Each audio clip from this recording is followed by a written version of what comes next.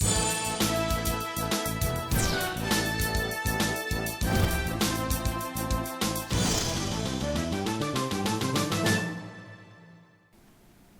afternoon. During the recent election, there has been a significant talk about renewable energy and a cleaner environment. So I thought it was important today to give our Bermuda public just an update on what's been happening around renewable energy and a cleaner environment by this government.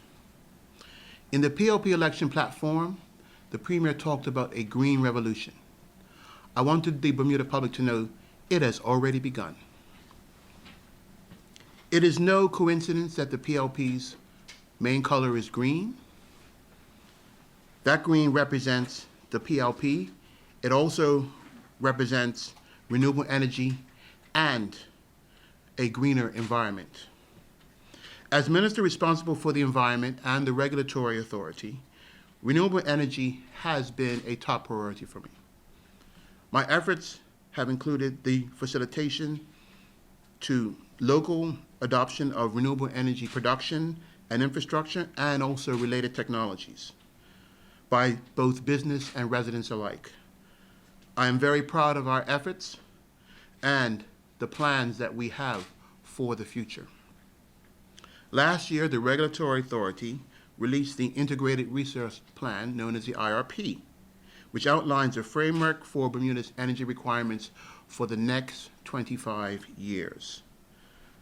Within the first 6 years of that plan, the island is slated to add 21 megawatts of solar photovoltaic power generation, up to 30 megawatts of distributed generation through solar, residential, and small-scale solar, 60 megawatts of wind power, which will be offshore wind, while specific engines at the BELCO plant that are dependent on fossil fuel will be decommissioned, and biomass generation as another source of renewable energy is scheduled for deployment by 2028. Our efforts are consistent with the IRP. Our successes thus far include a number of the following initiatives.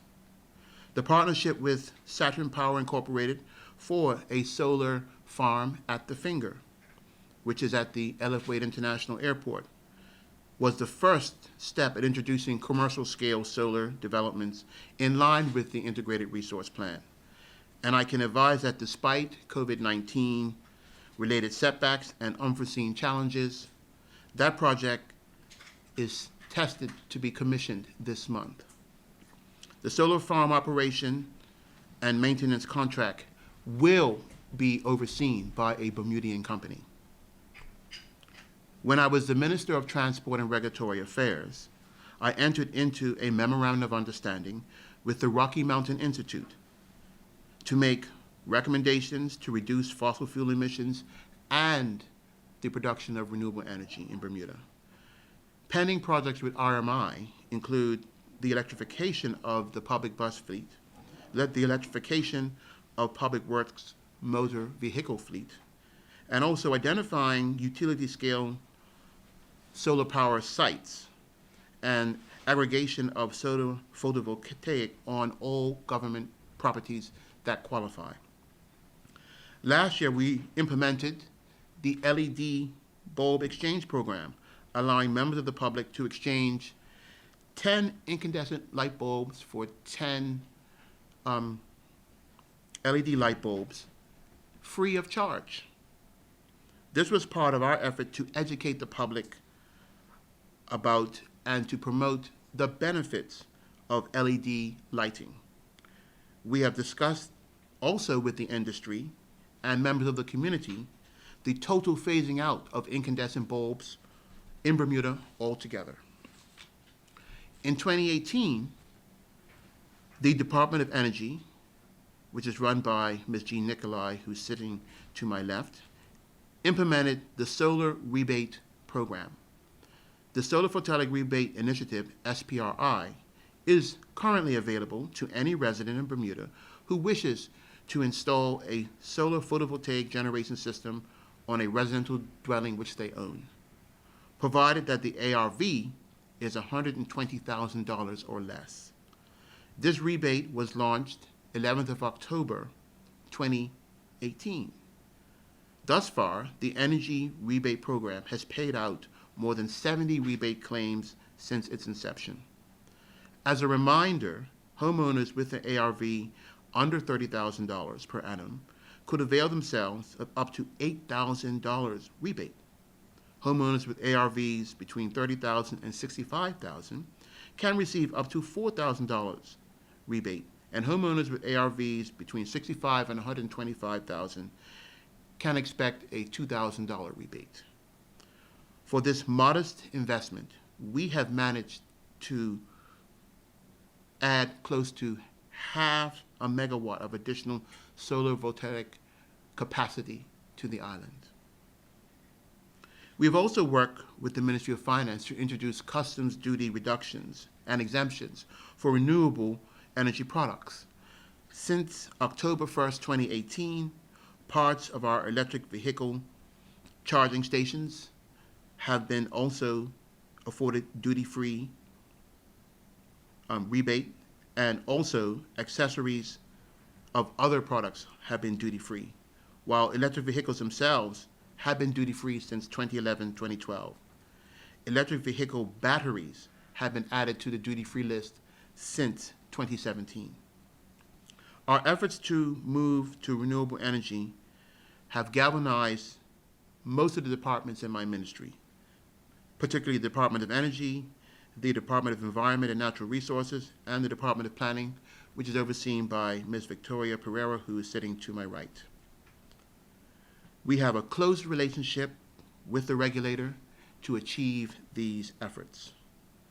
You will also be aware that in 2019, we entered into a memorandum of understanding with the Waite Institute to preserve 20% of our 180,000 square mile exclusive economic zone EEZ, while creating what is now referred to as the Bermuda Ocean Prosperity Program, known as BOP. The steering committee of BOP includes a number of stakeholder groups, including the aforementioned ministry departments, other government departments, stakeholders from the fishing industry, the Bermuda Economic Development Corporation, and many others. This program looks at what opportunities we can develop to increase the capacity and diversity of our commercial fishing industry, and also other marine projects, which also include renewable energy.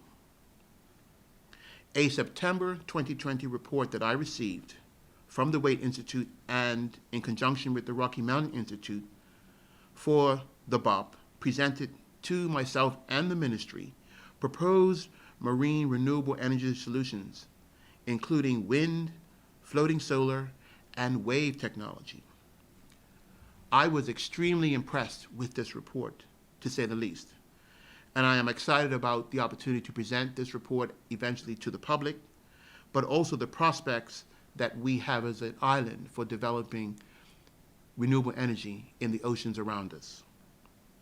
Our efforts also include, with the help of the Department of Planning, expedited planning approval in conjunction with the Department of Energy that is now in place for renewable energy projects, resulting in a much more streamlined and quicker process. There is a scheme of delegation introduced in February 2020 that has been an absolute game changer for the planning process. Allows the Director of Planning to approve those solar photovoltaic applications which exceed the scope of what is allowed to be approved under the General Development Order, the GDO legislation. We have seen significant number of proposals requiring full planning application for solar panels that fall just outside the parameters of the GDO. Hence, the Department of Planning has made the point to expediting these applications and have them approved by the Director. The Department has identified this as a primary reason to revise the GDO and is currently compiling a list of changes which they will recommend to myself for the GDO to start taking the next steps for certain amendments. Renewable energy is also a major consideration around the matter related to BELCO and the change in control with Algonquin Power and Utilities Corporation. Paramount among the concerns and the issues that I have with this is ensuring that customers will not be paying more for their electricity bill as a result of the potential acquisition, and that any potential acquisition adheres to the integrated resource plan. And I will have more to say about this later in my presentation. While much has been achieved, there is much that is currently in progress right now. We are also introducing a competent persons scheme. The competent persons scheme will start with solar installers and existing companies in the solar industry in Bermuda in the first phase to become certified through meeting a criteria and trusted to carry out installations for solar installs of panels and other technology without necessarily being overseen directly by the planning process. There will be checks and balances, of course, worked into the scheme to ensure compliance with existing codes. We recognize that as we move to more renewable energy initiatives in Bermuda, we will need to increase the number of people working in the industry, particularly those who can do installs onto homes and commercial buildings. As a result, we will be introducing a training program to provide persons with the necessary training to become solar installers, and they'll be able to work to meeting the requirements to become a competent person as well. The Department of Planning will also introduce decreased application fees for planning applications and building permits associated with renewable energy, subject to the appropriate approvals. I'm also pleased to announce that the Department of Planning has approved a significantly large and impressive solar array station installation on Pitts Bay Road at the headquarters of Bacardi International Limited, consisting of 748 panels covering an area of 13,478 square feet, which will provide a capacity of 254.32 kilowatts. Very impressive project.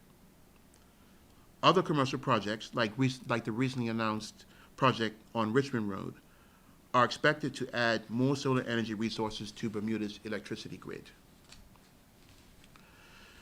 These private sector projects will contribute to the realization of the Regulatory Authority's IRP, which outlines a strategy to deliver clean and continuous sources of renewable energy in the areas of solar, wind, and biomass. Working with the Regulatory Authority, we will be tabling legislation in the next sitting of the House to create what will be referred to as a regulatory sandbox. This is to encourage international investment that will test new renewable technologies in Bermuda. We are already working with potential investors to provide support and locations to test many and certainly approve new technologies. I will now talk briefly about the approval of the application submitted by Algonquin Power and Utilities Corporation for the transfer of ownership of Ascendant Group Limited, specifically the Bermuda Electric Light Company, known as BELCO, that was announced by Ascendant in the media yesterday. Contrary to certain comments and reports that I have read, the approval was given by the RA after I communicated the approval of the transfer, which is according to the law.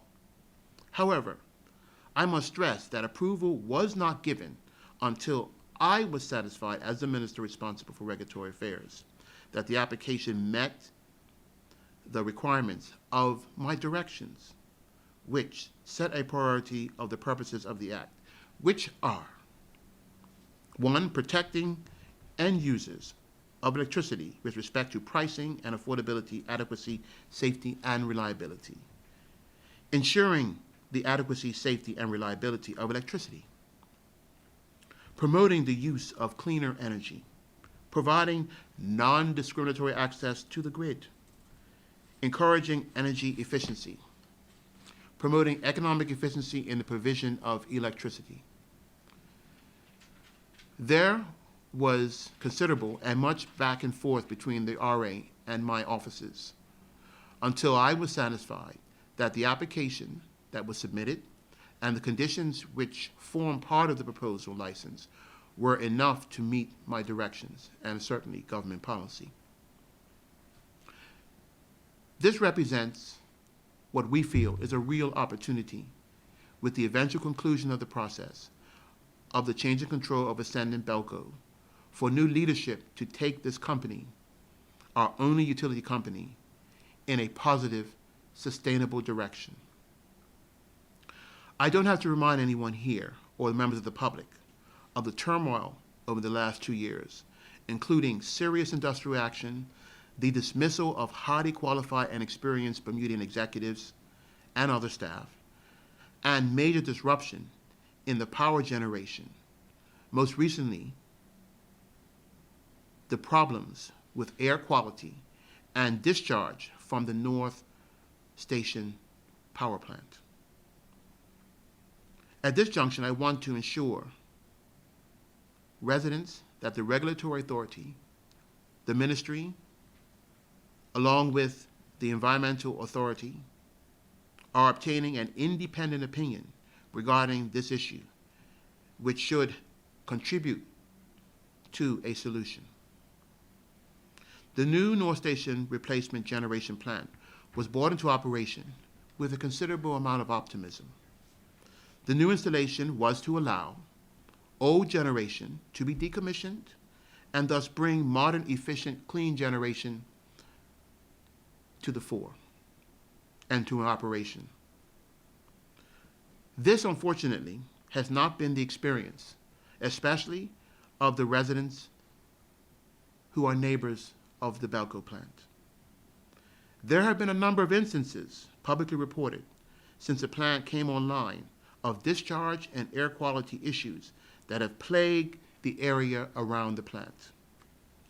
I have for myself seen the results of these unacceptable occurrences. Neighbors are right now unhappy, frustrated, and concerned about the damage to their properties, the quality of their water from their tanks, and their overall environmental welfare. This situation has not been dealt with a level of satisfaction by BELCO. My colleagues who represent the area, along with the area residents, have made this absolutely clear to me and have demanded action. As stated earlier, the government has commenced a process and will be pursuing what additional environmental initiatives and steps the company can and will pursue to mitigate the situation and further discharge events. This will include, and I want to make this clear, this will include scrubbers on the stacks, assisting property owners with ensuring clean water is available, and proactive steps to remediate property damage from any discharges. I hope that was heard by everyone. Public confidence right now in BELCO is at an all-time low. But we expect that the new leadership, who will come out of the process of the change of control, will want to do everything possible to restore confidence in BELCO as a good corporate citizen. Algonquin is a company with substantial experience in renewable energy. It is our expectation that they will bring that level of commitment to Bermuda. We will, over time, see the decommissioning of fossil fuel generation in Bermuda for both utility scale and distributive clean generation to the island is what will result going forward. This government is committed to a green revolution, and we know that the future BELCO company that will succeed the changing in control will be a partner to us achieving this. Finally, I want to hear from the public. I want to get feedback, and especially from our young people who have ideas, who care about Bermuda, and are concerned about Bermuda's energy future regarding efficiency and sustainability to that process. And together, all of us, we will bring an end to Bermuda's fossil fuel footprint. Thank you. With that, I'll accept any questions from the media.